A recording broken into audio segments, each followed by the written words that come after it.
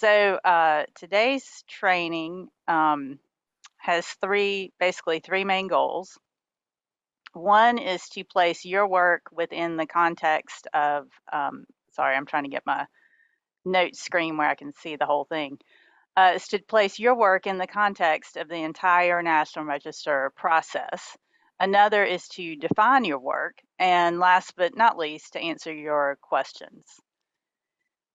So I'll begin with the beginning and share with you a bit about what happens before you ever see a nomination. And then Ramona will talk about the bylaws that define your work, that tell you what to do and what your duties are. Then other staff members will take a little deeper dive into the study list and National Register and highlight the aspects that come up most frequently in your meetings. And finally, we'll discuss briefly kind of what happens with resources after your meeting.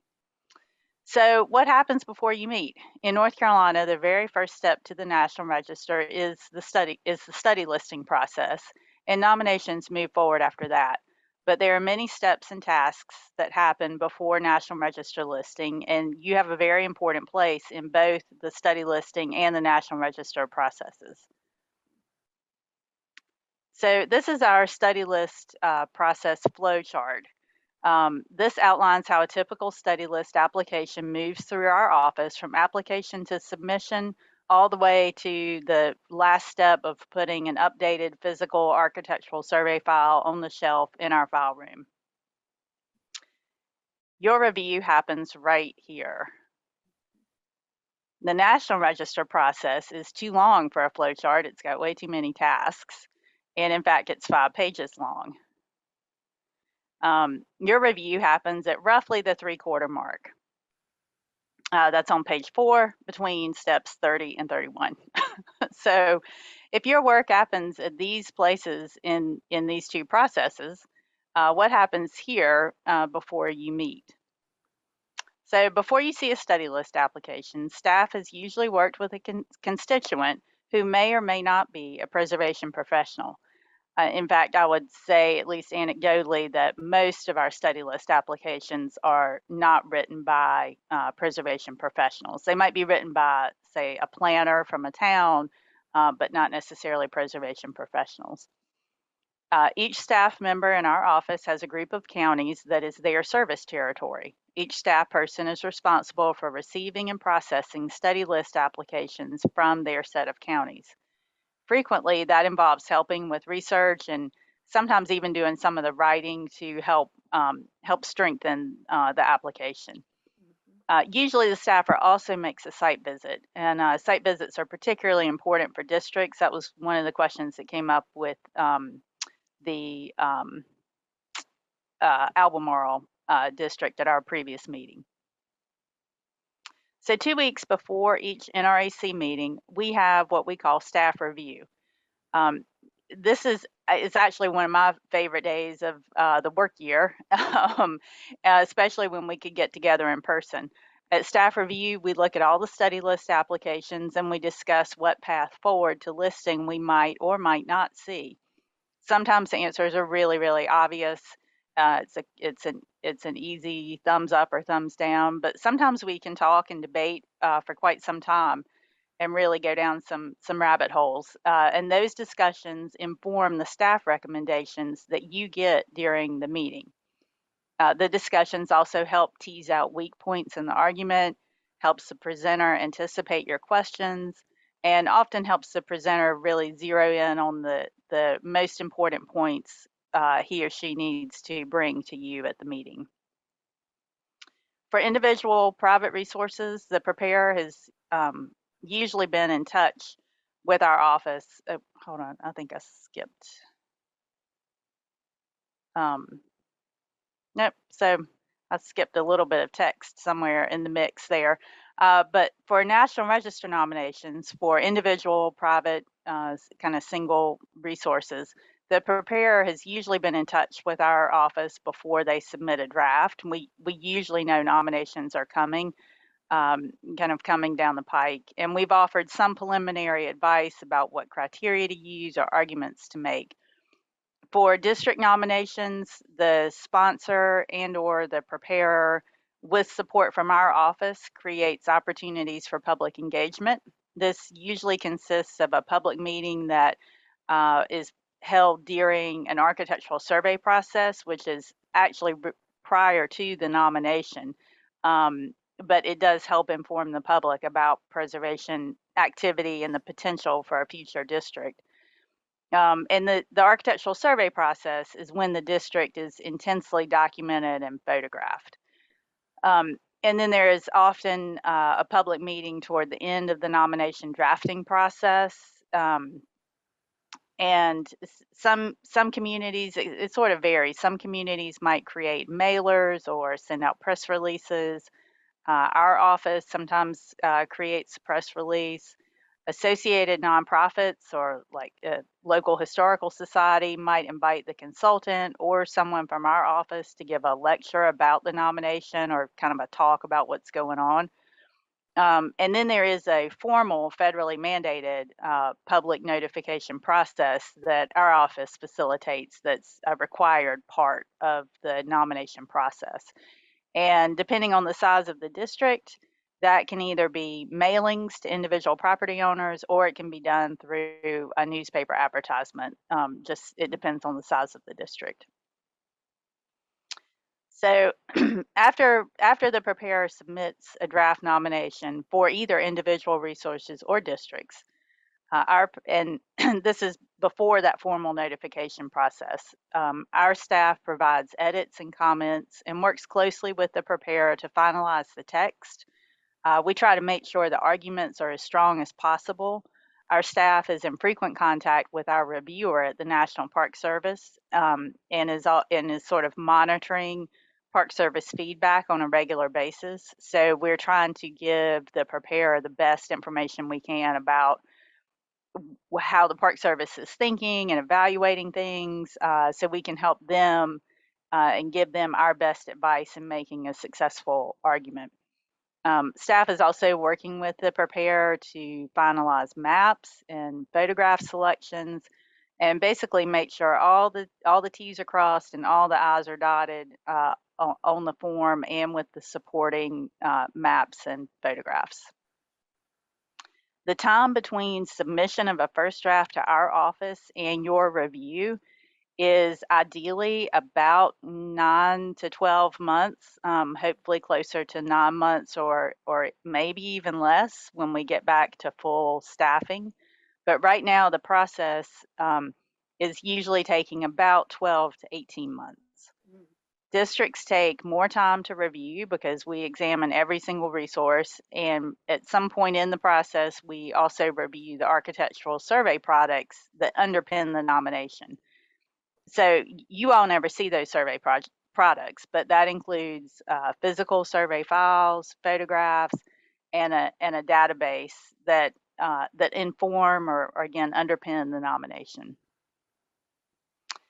And finally, the nomination is assigned to an NRAC meeting. So that sets off a flurry of activity with public notifications, advertisement of your meeting, and our own communications with the preparer and other stakeholders or interested parties to make sure everyone is aware the nomination is moving forward and how to attend or at least view right now the meeting.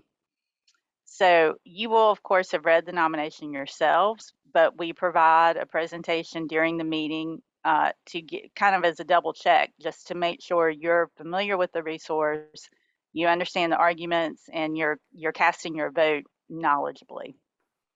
And so that brings us to our meeting today, or to your meeting, and Ramona is going to take over here and talk to you about your bylaws. So let me stop sharing. All right. Now, bear with me, everyone, while I get my presentation up. Everybody able to see that right now? All right. So this is quick, 5 minutes, but glad to follow up with any questions afterwards about bylaws or one-on-one. So the NRAC in general, the National Register Advisory Committee is what we call it in North Carolina. Some states refer to it as the State Review Board because that is the language that is used in the National Historic Preservation Act of 1966, which prescribed this vetting committee. Your main job is to review nominations to the National Register objectively with professional advice. And this language is taken from sort of the guidebook, so to speak, that the National Park Service has promulgated for state review boards, which I believe, Sarah, everyone has a copy of that as part of their orientation materials when they first come on the committee. You can also provide general advice and guidance to the State Historic Preservation Officer, who is our good Dr. Waters. Bylaws, as you know, as with any other kind of committee or board that govern your operations, including touch on membership, conflicts of interest, meetings, how often, and chair selections. Let's go hit those items really quickly. First of all, we have 12 members, 5 by state administrative code, and the way that our state review board is comprised are from the North Carolina Historical Commission. And of the folks on board here today, we've got Dr. Bryan, Ms. Snowden, Dr. Denard. Mr. Ruffin is not with us today. He is another one of those members. And I'm blanking on the others at this point, but you will see folks who are also, Dr. Johnson is another, that are serving in both capacities. The other 7 are, quote, citizens of North Carolina or citizen members.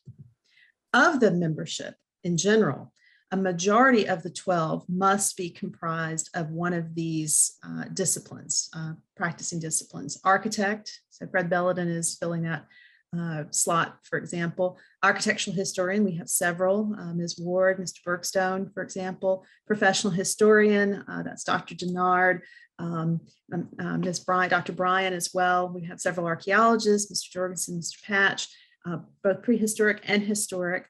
And then we want to encourage others who might have some background in planning, public history, or a special interest or knowledge in historic preservation. I think that if all of the other lay members or, quote, elective members certainly fall into that category as well. So this is a federal requirement. So we're always looking for folks who have this background. The SHPO, Dr. Waters, the State Historic Preservation Officer, appoints the members and the chair. The terms of office are 2 years, equaling 1 term. There's a 3-term max, which we talked about. Dr. McGill has reached her max at this point. And I will say there is language in the bylaws about failure to attend 2 consecutive meetings, except for good cause shown, will lead potentially to that termination of office, or for, quote, conduct detrimental to interests of the committee and the HPO, including conflict of interest. And sometimes we talk about a conflict of interest as we proceed through our agenda. So what does that mean? It's what you imagine it means. This is actual quoted language. So I'm breaking the rules of PowerPoint with lots of verbiage, but it's important in this case. You should not use or appear to use, appearance of impropriety idea here, for personal gain or giving partial or unjustified preferences in the execution of your duties. You should not be involved in the making of decisions when there is a conflict of interest, real or potential, which would be created with regard to a nomination or any other matter that you need to vote on. So when does that exist? Employment, you are the person who prepared the nomination, for example, or you're somehow involved with the grant that is funding the nomination. You or an immediate family member or partner has personal interest in or receives direct financial benefit as a result of the nomination or something that then comes out of the nomination, a tax credit, for example, project or a grant. Or you are a person serving with an organization as an officer, director, trustee, partner, employee that has personal or financial interest. It might be your house, for example, or your property that your LLC owns. Or you are somehow negotiating or have an arrangement regarding employment with somebody who does have an interest in said property. So it's a lot of financials. It's a lot of the personal connection aspect, as you would imagine a conflict of interest would present. We have a minimum of 3 meetings a year. As you've seen from Sarah, there's a lot of pre and post work that goes into each meeting. The most that I know of any other state is 4 meetings a year. And I have heard anecdotally that that's quite a lot to prepare. As soon as you finish one meeting, you're rolling into another. So in our state, we typically had 3 meetings a year. A quorum is the majority of the members. So if we have 12, that's 50%. That's 6 + 1 = 7. So that's our quorum.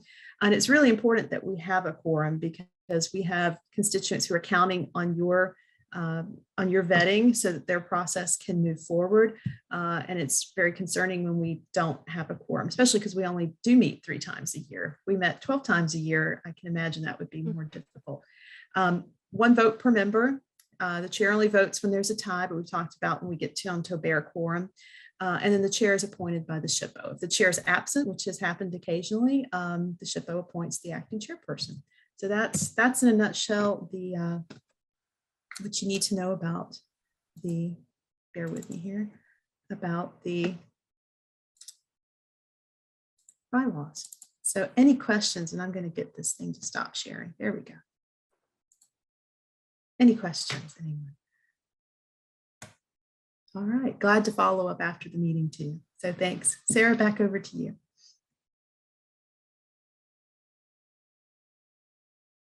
All right, we are moving on with Hannah. Yes, give me 1 second here to share my screen. Good. Okay, can you all see this? Okay, so I'll talk to you a little bit about the state study list. It's our preliminary step toward National Register listing. It's a formal screening process used to determine whether a property or a district appears to have good potential for successful listing in the National Register. While the study list is not a requirement under federal program regulations, most state preservation offices use some sort of early screening process to remove properties that are clearly not eligible from consideration for the National Register. In North Carolina, this process is part of the state administrative code, and the National Register Advisory Committee is directly involved. HPO staff present study list properties and districts to the committee, who then make a recommendation to the State Historic Preservation Officer about placement on the study list. After the meeting, the SHPO works with our staff to issue a letter notifying the property owner and the sponsor of the outcome of the meeting. And this process has been part of North Carolina's National Register program since the first nominations were reviewed and submitted to the NPS in 1969. Potential study list properties are brought to our attention in 2 ways. The first is architectural surveys. So if an architectural survey project is done in coordination with our office, the surveyor works in consultation with HPO staff to evaluate properties and prepare study list presentations for potentially eligible ones. The other way we receive notice of potential study list properties is through study list applications. Members of the public may apply for the study list. After an initial consultation with our survey and National Register staff, an interested party may request a study list application. These can be filled out by project sponsors, property owners, even preservation consultants, and presentations are made to the NRAC by HPO staff. So this is the first page of our new and improved study list application. We just revised it this spring. So what is the goal or the point of the study list? The study list identifies properties and districts that are likely to be eligible for the National Register and provides sponsors with a reasonable assurance that the property can be successfully listed in the register. On the other hand, it screens out properties that are clearly not a good candidate for the study list, and this step saves time and effort of both the property sponsors and HPO staff in preparing and reviewing unproductive nominations. It's also a useful tool in local preservation planning. It acknowledges potential significance of properties and districts long before they can be formally nominated to the National Register, and may help stimulate preservation activity at the local level.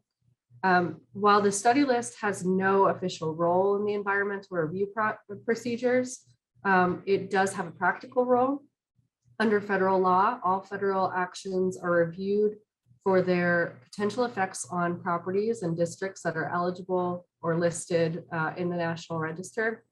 And environmental review is streamlined in communities where comprehensive surveys have been conducted and study list properties have been identified, signaling potential National Register eligibility in advance of project planning.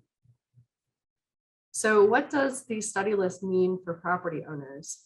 It authorizes HPO staff to work with the owner to coordinate a formal nomination of the property to the National Register. It should be noted that inclusion in the study list is not an absolute guarantee of eligibility. Over time, properties may require reevaluation due to changes or deterioration. Also, properties that were once considered not eligible may become later eligible with the passage of time or with additional knowledge about the historical themes they may represent.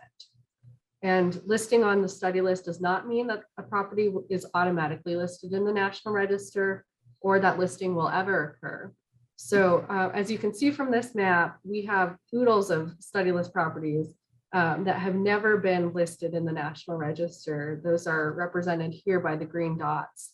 And there's no mechanism for removal of a property from the study list.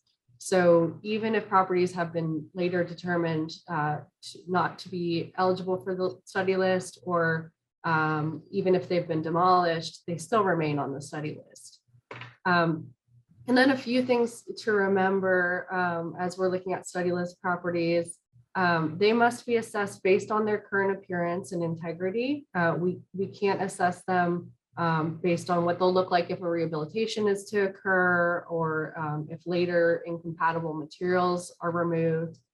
And then while the interest in the rehabilitation tax credit program often spurs study list applications, that isn't to be considered as part of our assessment for study list. And then another thing to consider, boundaries for properties or districts that are listed in the study list are subject to change once a formal nomination is produced and we have more information about those properties. And that's all I have about study list, and I'm happy to answer any questions you all might have at the end of this.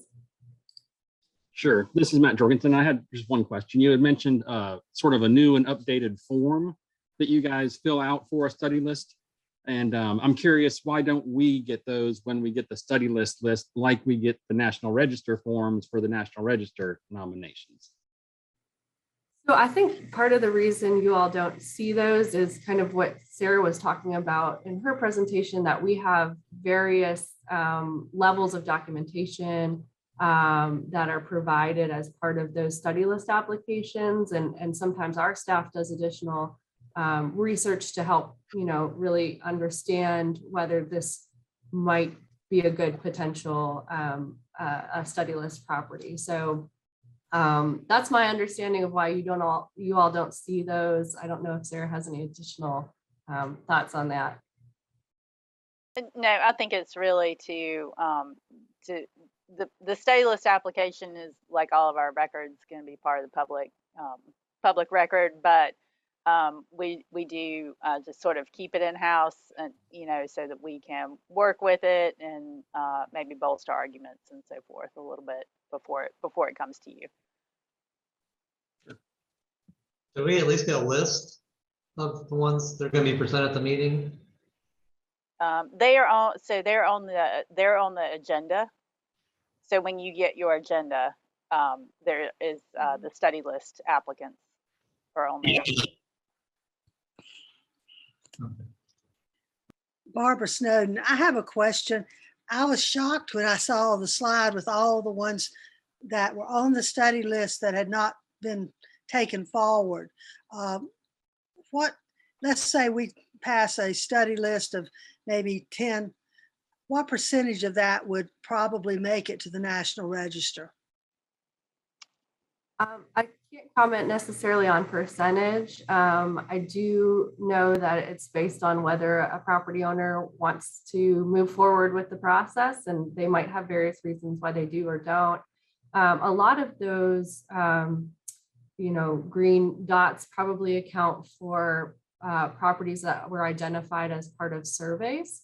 And so, that's not generated by owner interest. And so they may, they may receive a letter saying you've been added to the study list as a result of this survey and may have an interest in it, or they may not want any part of it. So I think that accounts for a lot of that as well. Thank you. And just to give a little, I guess, kind of real world perspective on exactly that, I did an architectural survey in Charlotte in the late 90s, like 99, 2000. And one of the end products of that project was a list of study list candidates, and things got added to the study list. So that was 22 years ago, 23 years ago. And today at this meeting, you're going to consider one of those study listed properties for nomination, because this is when the owner decided they were interested. Josie, did you also have a, yeah, Yeah, thank you. I was wondering if you could explain the role or the significance of a determination of eligibility that the DOT arrives to in the study list process. Is there any official coordination between those two review processes? No, those are two different, they're two different processes. And I was going to say too, if something has been determined eligible through the environmental review process, and a property owner comes to us interested in National Register, they still need to apply for the study list to move forward with National Register listing. And if I could add one item to tag on to Ms. Ward's question, I do think that NCDOT and other agencies, they do see the study list green dot, green shape as something that's a flag, like, oh, maybe we need to look into this a little bit more. So it doesn't function as a formal DOE, determined eligible, but I think it does aid in some further consideration of those properties too. I saw, Dr. McGill, I saw Sean Patch's hand up as well. Yeah, thanks. A question about from the archaeology side. This is obviously geared toward the built environment. So for an archaeological site that is nominated, does that also have to go through the study list process? It does. It's just, we don't get a lot of archaeology only projects, but we have done some study listing, yes, and archaeology does have to go through the study list process.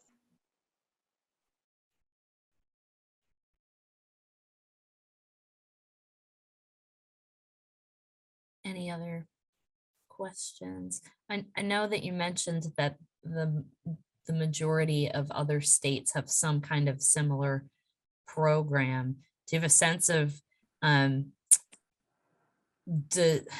know that here in North Carolina, at least this, we have a, solid success rate generally when something is study list nominated, that I don't remember the percentages, but that something like 99% are successful moving forward to the Park Service when they are done so. Do you have a sense of what those statistics look like in states that don't have a study list system or something similar?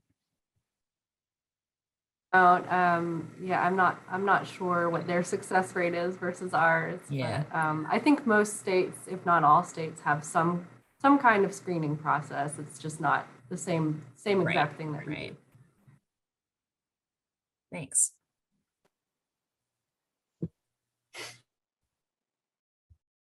Any other questions? Are there more presentations? I thought there was. Yeah. Yeah. So we'll kind of keep moving along here, and Julie is up next to talk I have about. a question here. Yes, sir. Yeah. Yes. Is there any way of knowing our overall batting average? That is the number of properties that come before us, the number of nominations that come before us, and the number that end up on the National Register. And does that fluctuate from year to year. Sometime you may hit, 400, and another year you may hit 300, for example. So in terms of National Register listing, Hannah may have a better handle on this, but I think it's fair to say we usually list between about 25 and 35 resources each year. Now, of course, one resource might be a 700 property district or something, but kind of 25 to 35, I think, in terms of how many things get listed each year versus the number of applications received. That's going to be pretty close to 100%. We do get returns from time to time from the Park Service, and occasionally the reason the Park Service has sent it back is something that that we can't fix. It's the Park Service has said it's definitely not eligible, but in my observation, that's pretty infrequent. And usually if the Park Service sends it back, they send it back and say, you need to fix this item or that item. And so we can get that repaired and send it back to them and ultimately end up with a listing. Dr. Denard, if I can offer too, when I first started working here and Claudia Brown's on as well, she might speak to this, the sort of metric that we wanted to stay within was a 5% return rate only. And to Sarah's point, a return does not mean that it's done, that it won't move forward, but that it might need some tweak. So I think that's still true of what we are trying to accomplish, is to try to get that 100%, because we want to help constituents get to yes. It's good for them, it's good for the state, it's good for the people.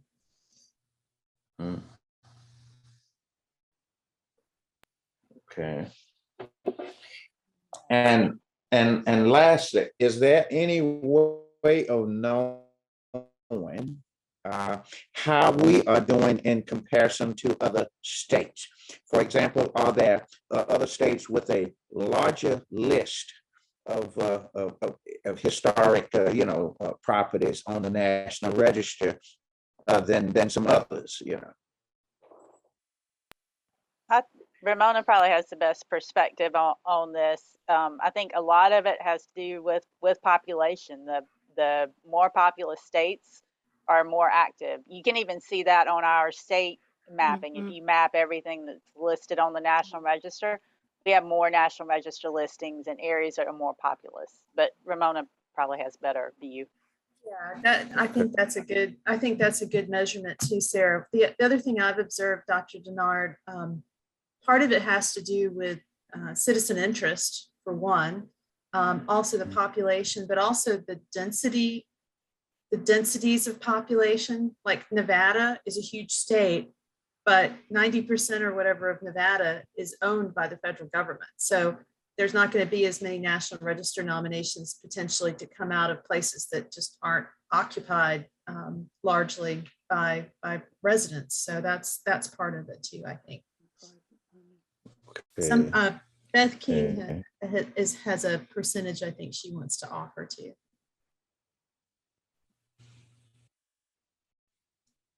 Oh, sorry, Ramona. I was just gonna add that Nevada is 78% public land. There we are. So it's a different scenario. It's larger than North Carolina, but I think I can't quote the statistics, but a small state like Rhode Island, it's really surprising how much they have, even though it's the size of one of our, a couple of our counties. So it just varies, Dr. Denard, for all those reasons, I think. Yeah, and I was really concerned about whether some regions may have more of an interest in historic preservation than other regions. For example, the South versus, the North or the West or something of that sort. Okay.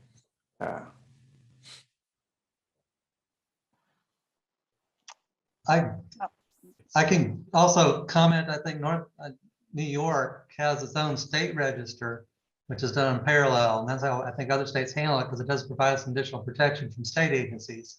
I don't believe that's the case in North Carolina, though. The state list has no impact on state agency, does it? No, and in fact, that's correct. We do have a statutory provision for a state register, but it's only triggered if there's no such thing as the National Register any longer. And then what we had on the National Register would become the state register. So it's out there, but it's not really, it's sort of dormant, if that makes any sense. The study list provides no protection or anything beyond just awareness, right?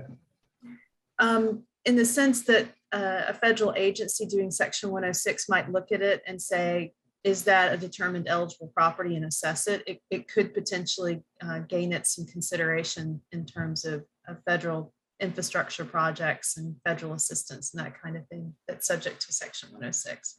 Right, that's only the federal activity. That's correct. Yes. There's nothing that applies to any other agencies in the state that aren't. Correct.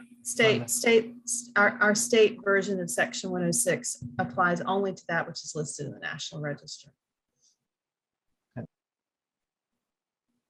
All right. Well, let's keep moving along here if we can. And Well, thank you all very much.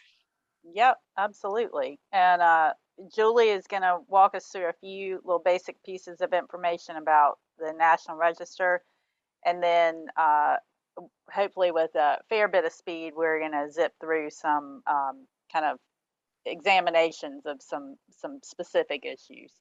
So Julie, take it away.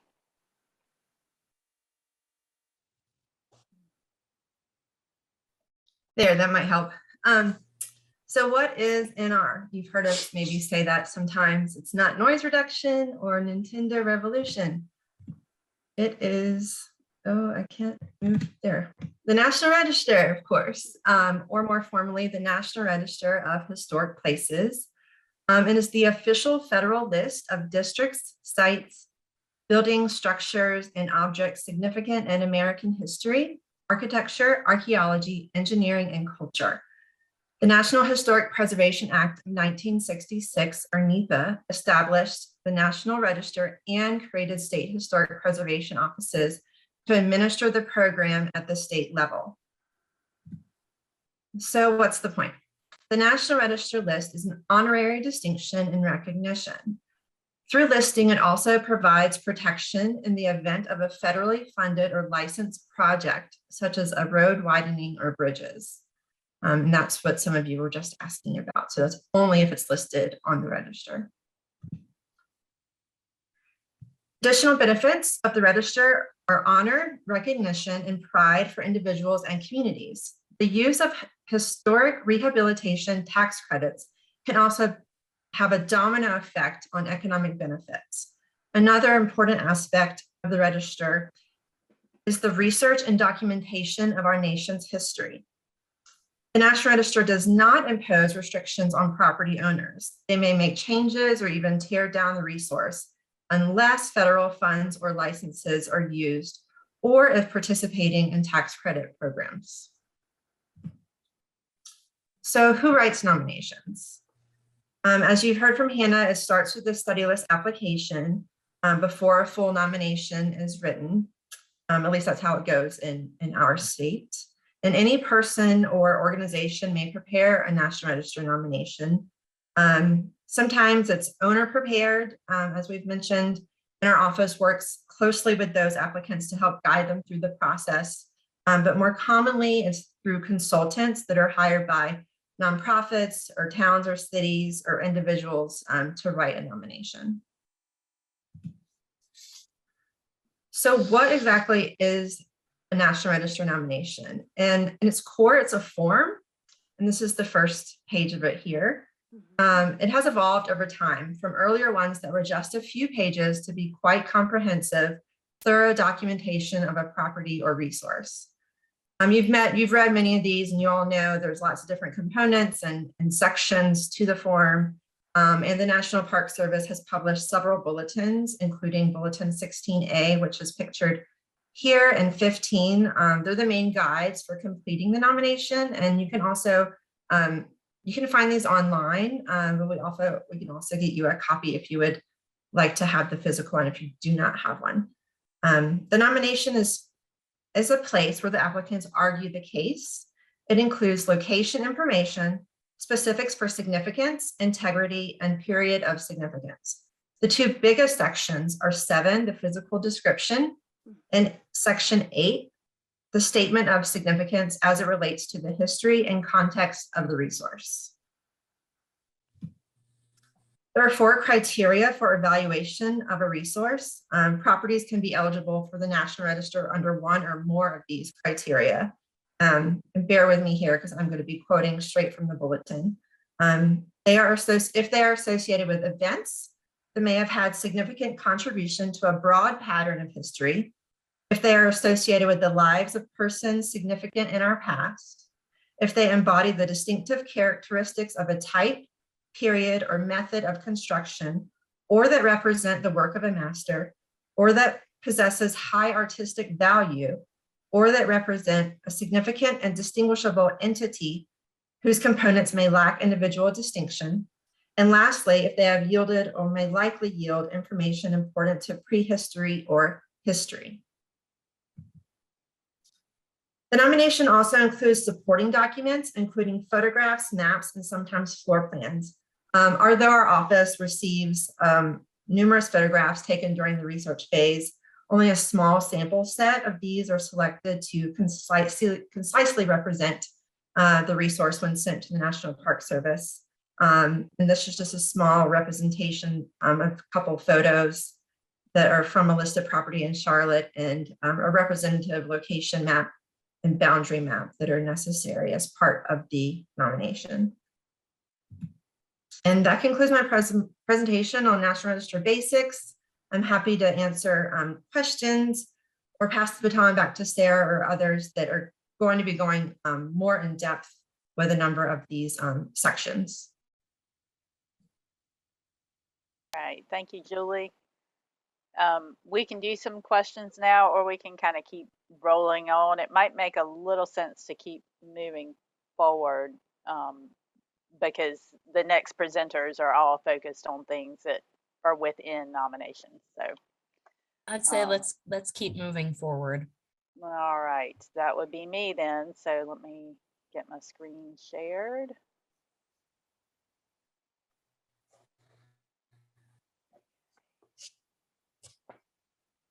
All right. I'm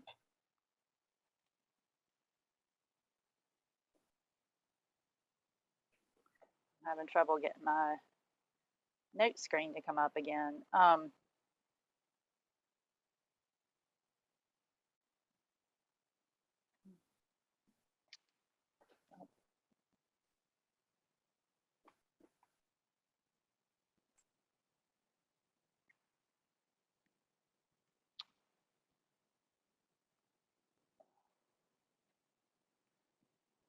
Okay. All right, I'm kind of gonna wing it here. I think I can't get my, well, no, if I can't get my notes to come up, then I can't switch my slide. Okay, Audrey, could you go ahead and talk about boundaries while I sort out what's happening on my screens? Yep, I can do that. All right, great. Let me unshare my screen. Hold on, okay, Matt, I'm having some problems. Can you unshare my screen for me?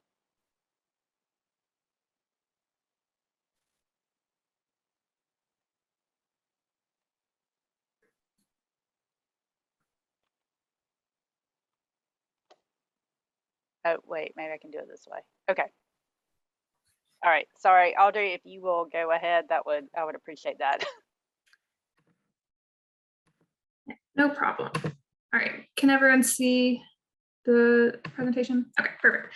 So I'm going to be talking a little bit about determining boundaries and then contributing versus non-contributing resources in historic districts. So National Register nominations require that boundaries are defined and explained within the text for both district and individual property nominations. These boundaries serve to clearly define resources which are included in the nomination and which contribute to a nomination's significance. Boundaries can be defined in several ways. This might include natural boundaries like a tree line, man-made boundaries like a roadway or a fence line, or legal or historic boundaries of a parcel or a neighborhood plat. In actually determining the appropriate boundaries for a specific resource or district, it's important to look at both the significance and integrity of the resource or district being nominated. Resources within a boundary should all share a relationship to the significance that's being argued, and a majority of those resources should maintain an integrity level to convey that significance. So for instance, if you have a large historic farm property being nominated for its agricultural history, your boundary would likely include not only the farmhouse, but outbuildings, field systems, fences, etc. However, if modern development has encroached on the farm and associated fields no longer retain integrity, but the farmhouse is very intact and is being nominated for its architecture, the boundaries may just include the house and its immediate surroundings. Boundaries may often be defined by changes in the resources within a boundary versus beyond a boundary. So this could be due to a change in use or pattern of development. If you're nominating an industrial district, there may be a boundary line between that and a nearby residential neighborhood. Likewise, visual changes in the style or age of resources could be a hint at the appropriate boundary. If you're nominating a mill village, there may be a boundary between it and a development of a later ranch house neighborhood.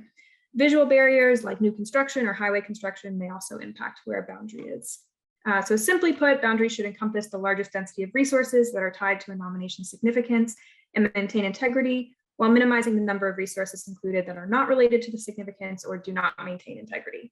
So things like demolition, new construction, road construction, infill development, and significant alterations to historic resources can all create visual barriers and impact where a final boundary line might fall.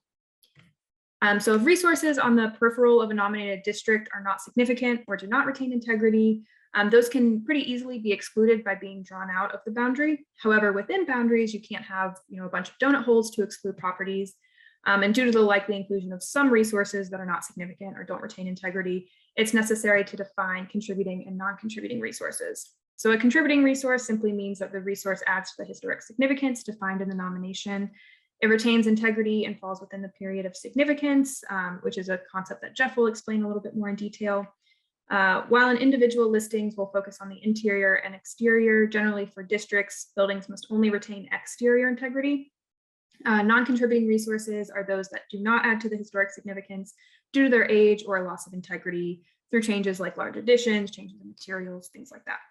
So in order to discuss some of these ideas, I'm going to use the downtown Taylorsville Historic District that I presented to NRAC last year for inclusion on the study list. So this map in the red boundary shows the initial area I surveyed around the obvious historic core of Taylorsville. After doing field survey and conducting research using historic maps, aerials, and historic photographs, I was able to track some of the development of downtown to see how the area changed over time. And using that, I ended up with the boundaries that are shown in purple, which was the most intact district with the highest concentration of significant resources, representing downtown Taylorsville's history of being the center of economic life in Alexander County. However, there were some kind of intact resources that also represented that history that weren't included in the boundary that I drew, specifically this little triangular area over here. And the reason that was excluded was because of a geographical separation between the two areas due to demolition, integrity issues, and new development. So this first block here that's kind of empty historically had commercial development on it, but now it stands pretty much empty, leaving a large gap between the two areas. Then you have this building here, which was a 1960s grocery store, but it has significant integrity issues from exterior renovations. And then these buildings up here were all new development along Main Street.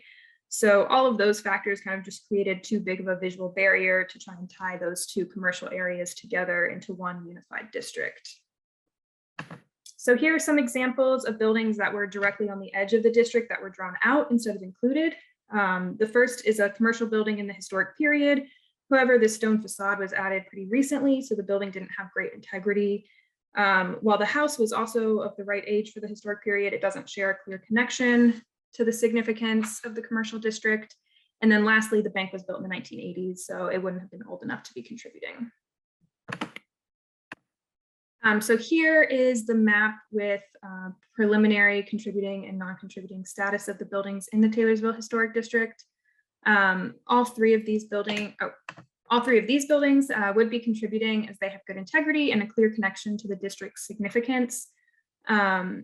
Because these buildings had pretty good integrity, their inclusion was pretty clear cut, but sometimes you do have things that are a little less obvious. So for instance, this building here This is what it looked like in 1927, but you can see by the 1950s, after the Smithy's department store moved in, they did a big facade update. This is what it looks like today. So you can see that there still have been some changes, mostly with the window replacements. However, this one seemed to still kind of be able to be contributing because it still has its brick details up along the cornice.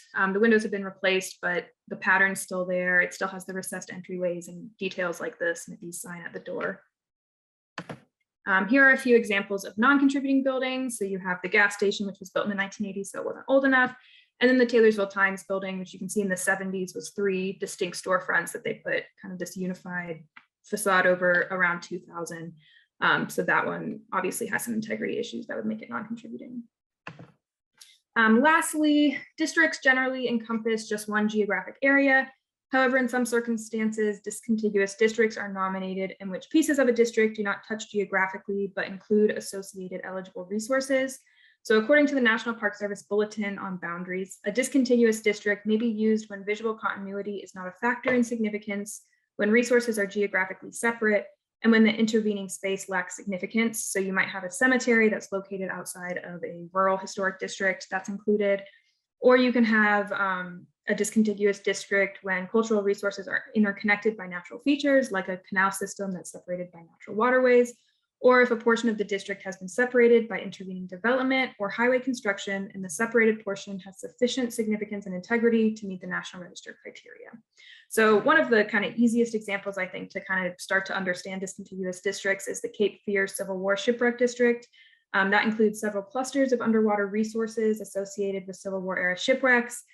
Those are obviously associated resources. However, they've always been separated and they still are separated by natural features. So a discontiguous district is acceptable then. Another example of a more common resource type is the Granite Cora Holt Mills Historic District in Alamance County, which was listed in 2020 under Criterion A for industry. This district comprises a functionally related industrial complex on Haw River. There were some buildings drawn out of the district that were not historically related to the complex. The nomination argues that it meets conditions of a discontiguous district as the resources are and have been spatially separate and visual continuity is not a factor in the significance of the district.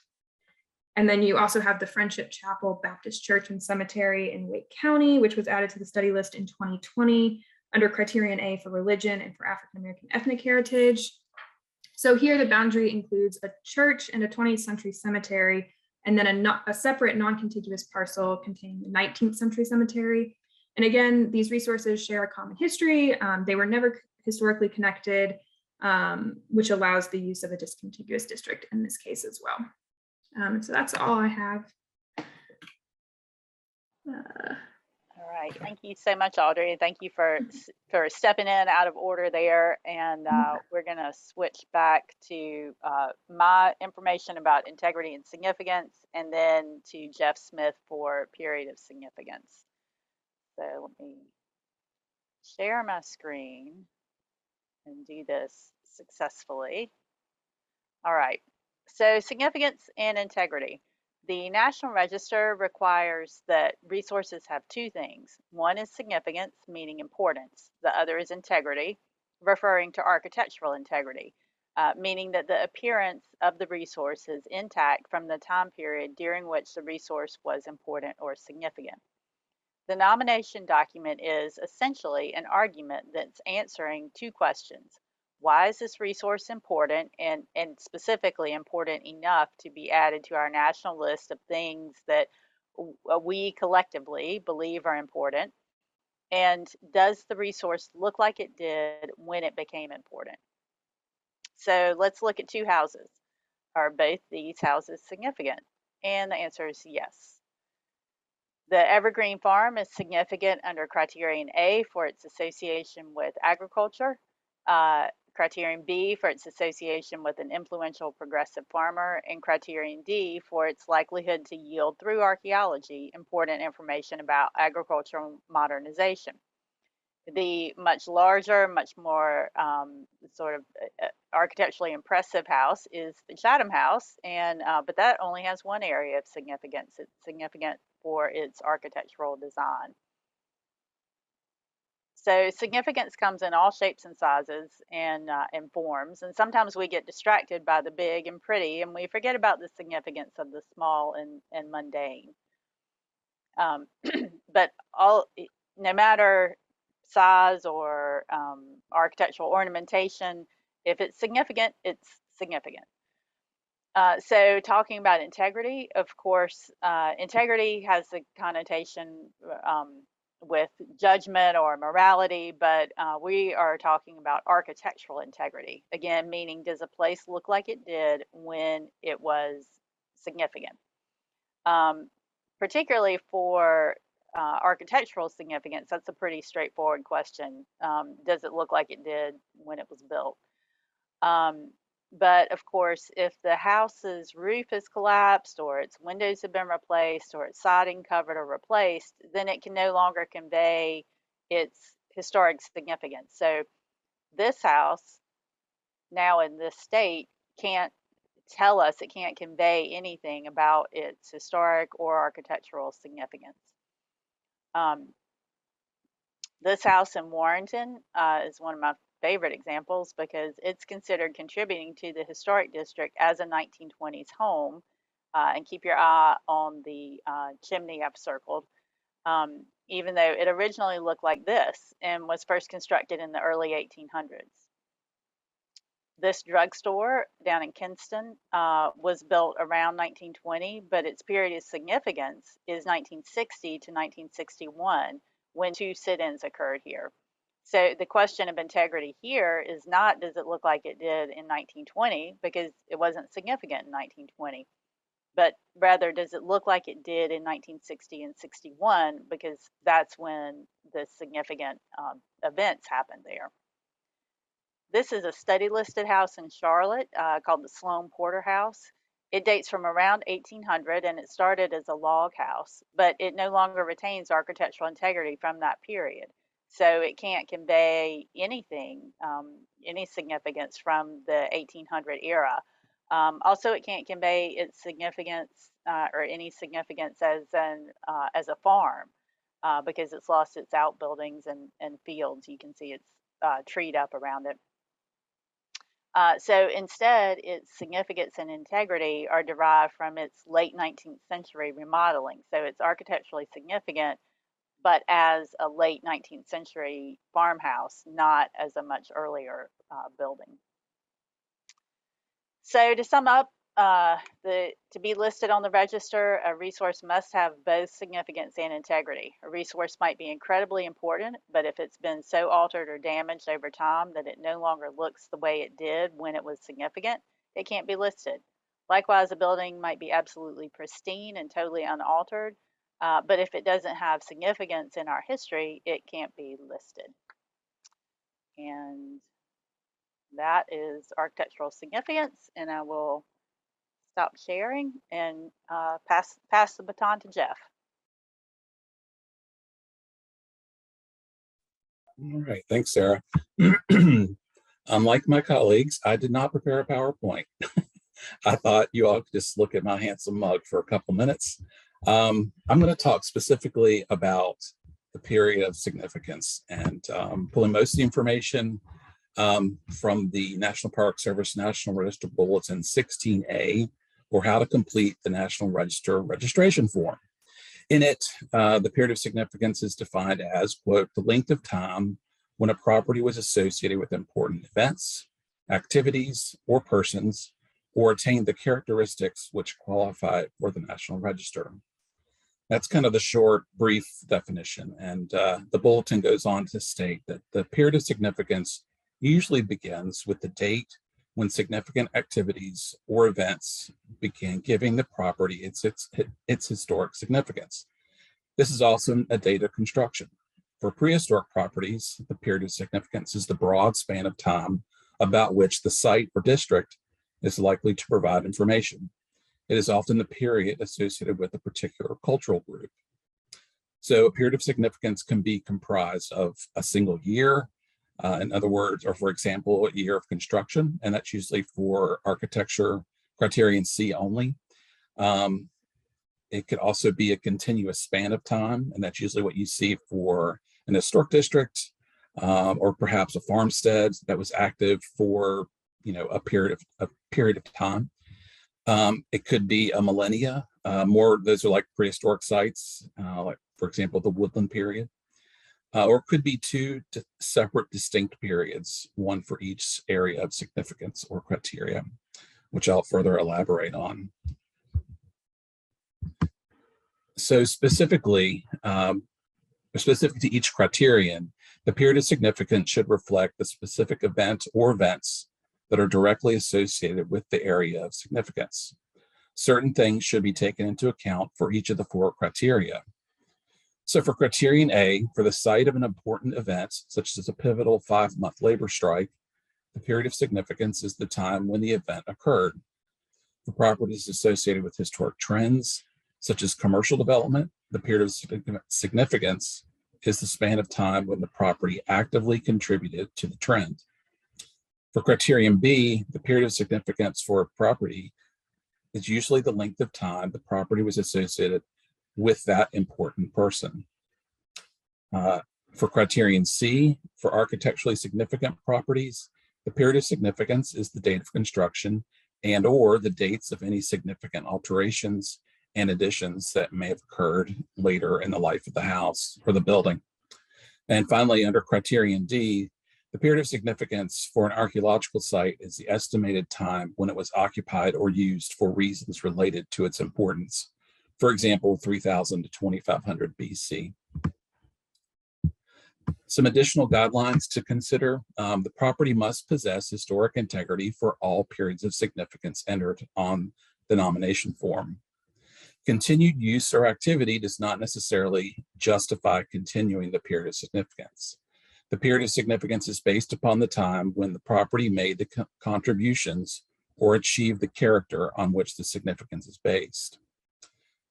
The 50-year rule is used as the closing date for periods of significance where activities begun historically continue to have importance, and no more specific date can be defined to end the historic period.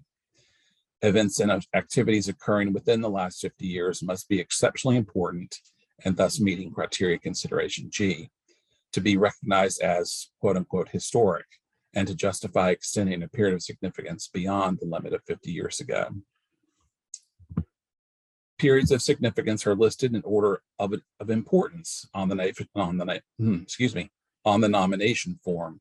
So on the form itself, there's maybe 5 to 6 separate lines. So you would start with the most important period of significance on that top line and go down in importance. Finally, although the property may have achieved significance in 2 separate years, if these periods of time are consecutive or overlap, they should be listed on the nomination form as one period. And again, just to wrap up, all data presented here was found on page 42 of section 8 of the printed bulletin, or printed bulletin 16A, or page 49 of the 114-page PDF file that's available on the National Park Service website. And I can distribute this document to y'all. It has the URL for the Park Service publications, if that would be helpful. Otherwise, I can take questions if there are any. Thank you, Jeff. And I do think it would be helpful to send everyone a link to the Park Service publications. That is something that we are constantly referencing internally, are the bulletins. There's white papers on there. I mean, that's where they put, despite their efforts to update Bulletin 16A and B, they just, they instead write white papers. So it kind of achieves the same effect. But yeah, I'll definitely distribute that. All right. Thank you, Jeff. And you're welcome. We are going to keep rolling here. So we've covered what happens before you meet and at your meeting. So now let's round the bend for home. After your meeting, the staff who presented each study list application usually emails or calls the applicant pretty quickly with the outcome. And then that's followed up by a formal letter reporting the outcome. Then we do some housekeeping with the physical and digital files. For nominations, there's more action. Sometimes nominations need to be tweaked to address some of your concerns or things you discussed in your meeting. Dr. Waters signs approved nominations, and we burn the document and all correspondence and the supporting documents like the photographs and the maps. Currently, we've been burning those to a CD, but I believe the Park Service might be moving. They have moved to a file transfer system, and we're looking for them to make that a permanent move. That was a COVID move. We also send out letters to owners and let them know the nomination has moved on to the keeper. And yes, there is a keeper of the National Register, but no, disappointingly, she doesn't carry a scepter or wear a crown, so far as I know. So the Park Service has 45 days to review the nomination, but any party can request a substantive review of the document and the processing, and that can extend the review period. That doesn't happen very often, but it certainly can. And that is what has happened with Zebulon. And while the keeper has the final approval for listing, the nomination is actually reviewed by an assigned reviewer in the keeper's office. So the keeper is not reading every single nomination herself, currently her. If the keeper approves the nomination, we send out an email and we update our records, we update our mapping, and we send out an official letter and certificate. It usually takes us a few weeks to make that happen. We also put the nomination on our website, and we finalize our physical and digital files. Again, make sure our mapping's up to date and make sure our architectural survey file, our architectural survey database is up to date. And finally, we send out congressional notices that let each congressional delegation with a newly listed resource in their district or in their area of representation know that they have had a listing in their district. And we send out press releases. Sometimes all of those things get no response. Sometimes we get queries from the congressperson's office. And sometimes the press releases do get picked up in the public media. You may have heard Hannah's voice on WUNC radio just this week talking about the last batch of listings from the February meeting. In terms of what can happen with nominated properties after listing, individual property owners can do anything they like with them. The register is not restrictive unless federal money is involved, and for individual owners, that's generally not an issue. So they can even tear the resource down. But often they simply continue to maintain their resource, which is what we hope they do. And some owners participate in the Historic Rehabilitation Tax Credit Program. And in fact, many of the nominations you see are driven specifically, they're in front of you specifically so the owner can access that program. But like Bruno, we don't talk about tax credits because we can't have the tax credit tail wagging the National Register dog. The National Register is, like I said, primarily honorary, but it was created with protective purposes or adjacent to protective purposes. The National Historic Preservation Act of 1966 is what created the National Register, but it also, Section 106 of that act provides protection for historic resources from adverse effects of federally funded or federally licensed projects.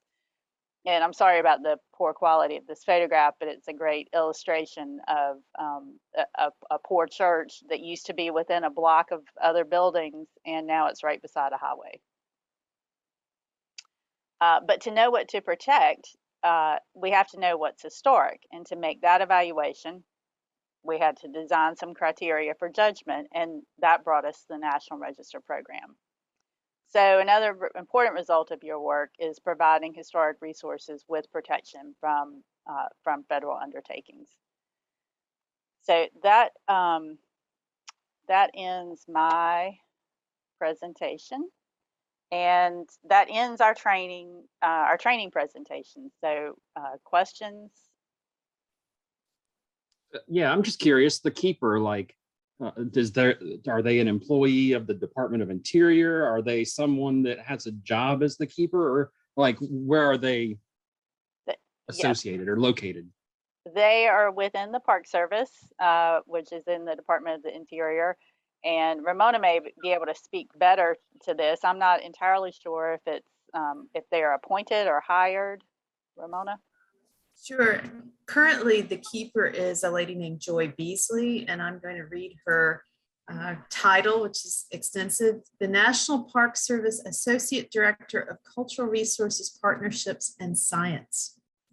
And that is the person who is in charge of the National Register program, the Technical Preservation Services program, which is the tax credit program. She's sort of like she's sort of a somewhat of an equivalent to a SHPO, but she's got the federal counterparts to all of our different programs under her. The National Historic Landmark Program is under her. There's also a Preservation Technology Center in Louisiana that's under her. So I think it's the position that, not so much the person who is the current incumbent. That's Sure. been my understanding of it.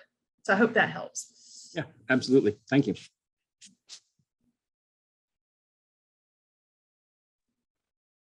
I have a question about the comments that NRAC members make. What is the expectation that we should have about whether they'll be incorporated or how that determination will be made?